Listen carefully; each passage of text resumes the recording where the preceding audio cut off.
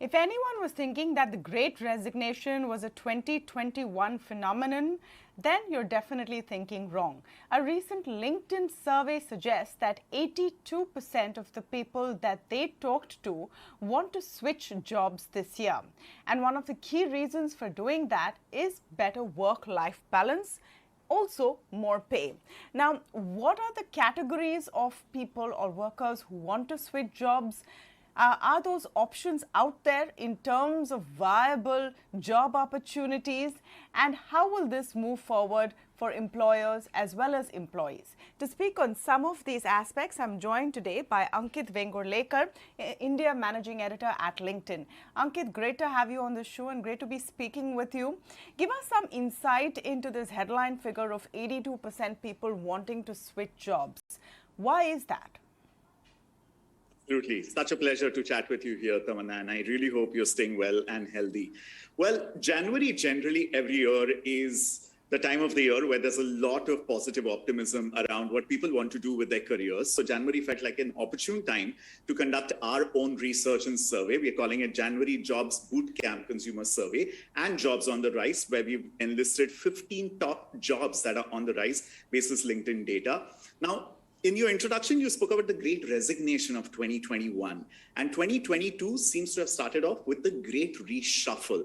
So yes, a lot of folks, record number of folks are leaving their jobs, but a record number of folks, like you rightly pointed out, 82% of them are looking to change their jobs. And the primary motivator there is better work-life balance and flexibility in working remotely and working from home, better pay, and of course, better career growth opportunities. So lots of excitement in the air, lots of jobs in the air, and I would say there has never been a better time for a job seeker out there in the Indian job market.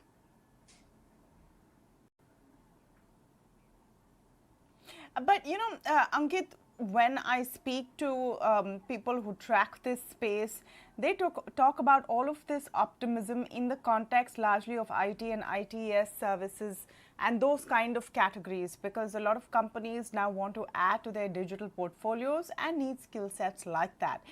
Do you find it restricted to this space?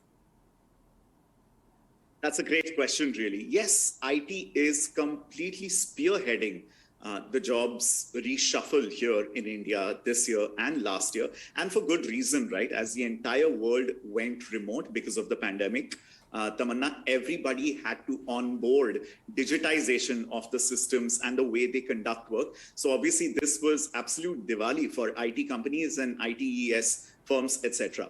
But in our 15 jobs on the rise, which actually looks at LinkedIn data over the last 5 years, IT is just one of the top 3 sectors which is driving a lot of job availability and liquidity.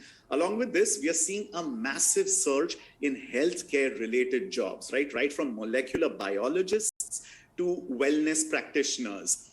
Because everybody has been working from home, finally, about time that mental well-being and wellness is a conversation that is taking front stage. So healthcare and wellness practitioners who are enablers of these services, they are in focus. And along with IT and healthcare, business development, affiliate marketing, these are very, very increasing roles, considering the massive surge and boom we've seen in startups and even conglomerates over the last couple of years here in India. Unprecedented growth over there. So any role or any skill that enables the growth story of startups in India and IT services in India, those are really in demand.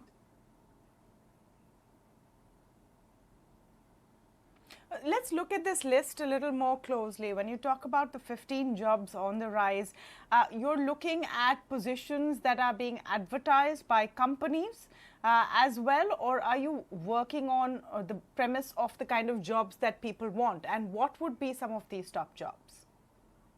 So it's a combination of the demand and supply, right, Tamanna? So this is LinkedIn data, and like I said, we've seen the trajectory over the last 5 years. So really from 2017 to 2021, and we've seen the percentage increase in these job titles, and a combination of the liquidity of the jobs and obviously consumer and member interest into these jobs has culminated into this incredible data science reporting that the LinkedIn team has done. So the top job is, believe it or not, affiliate marketing specialist. Came as a surprise to us as well, but this is really showing that, e-learning, edutech, internet firms, marketing and advertising, the huge influx that we are seeing of companies in this sector and this space, that is fueling the demand for affiliate marketing jobs. And then, of course, your data science, machine learning, site reliability are a clear testimony to the IT boom that we are speaking about. But it's not just limited or restricted to that.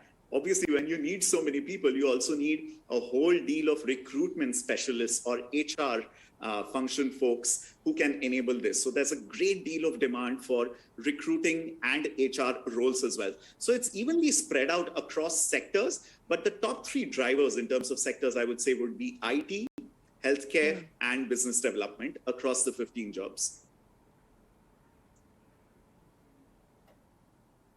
Okay. Now, when you have a situation where demand is greater than supply, like it seems to be right now, it affects costs. Are we seeing average pay packets also going up that are on offer? Well, pay is, in fact, one of the top 3 motivators that we have found out in our January Jobs Bootcamp Consumer Survey. The number 1, like I said, is better work-life balance, better flexibility. And the number 2, very close to that, is better pay package. And of course, now this is very different depending on who you ask this question to, because in IT and healthcare, which is really experiencing an unprecedented boom considering the times that we're in and the industry and the companies that are enabling this digital transformation and change, there are absolutely young professionals and fresh graduates. We know this from speaking to the top startups and the top IT companies in India. LinkedIn news editors keep interviewing them, and they're telling us that freshers are getting a brand new job offer every 6 months. Legacy companies, the biggest IT firms, are giving appraisals every 3 months to retain top talent. And that is really talking about the incredible battle out there for quality talent in the IT sector and startups. Startups which are flush with cash, great funding rounds, unicorns. We've seen one headlines after the other every other week on ET. Now you've been, highlighting them so well.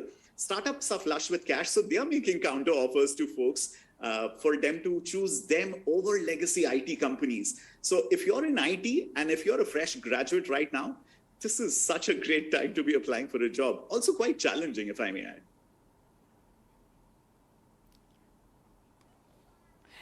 Another interesting piece of data that I saw in your survey was where you talked about that most people who want to switch jobs include freshers with 1 year experience and Gen Z.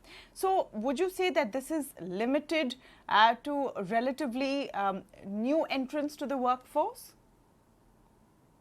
Well, definitely. That is a key data point here, that out of most folks who want to change jobs, again, it's a supply and demand issue.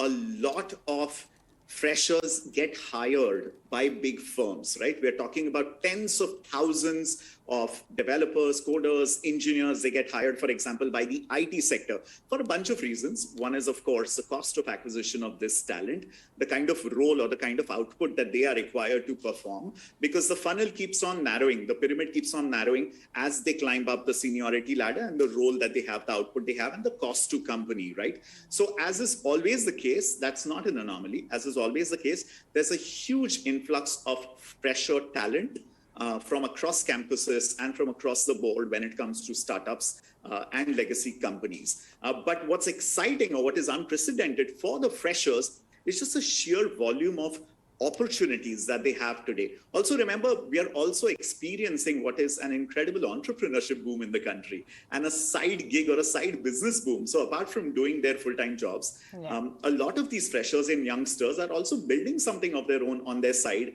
because technology has democratized it so well.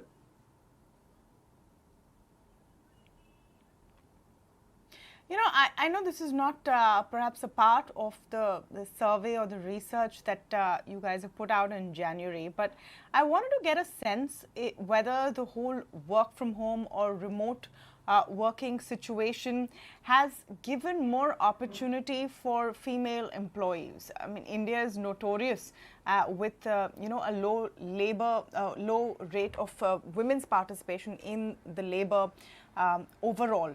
Do you think this has helped? No, this is such an active subject that all folks at LinkedIn keep tracking because diversity, inclusion, and an equitable workplace is one of the primary conversations that we have here at LinkedIn and we focus on. So yes, this is data that's not part of the January Jobs Bootcamp, but these are data points that we've been tracking over a period of time over the pandemic. And like you rightly pointed out, there are two aspects to this. And there's this interesting duality at play here, especially when it comes to women at workforce in India. What they have told us is, number one, women at work absolutely appreciate the flexibility that work from home and remote work offers and affords them. That's the first part of the duality. Now, the opposite or the contrasting reality is, like you pointed out, periodically over the last couple of years, India has seen a constant, consistent decline of workforce participation of women. And this has a bunch of reasons. At LinkedIn News, as a part of the Jobs Bootcamp, we are interviewing a lot of industry experts and we are talking to them through our lives, etc. And they're telling us this. A couple of years ago, when a lot of the jobs were laid off or positions were laid off, a lot of these support functions roles were downsized, and that comprised of a lot of women in the workforce. And when rehiring began after the wave 2 subsided here in India, not exactly similar positions or workforce has been brought back into the workforce. So there's a disparity over there. But what they're also optimistic about, what industry leaders are optimistic about, is for this trend to course correct itself over the course of the next 12 to 16 months.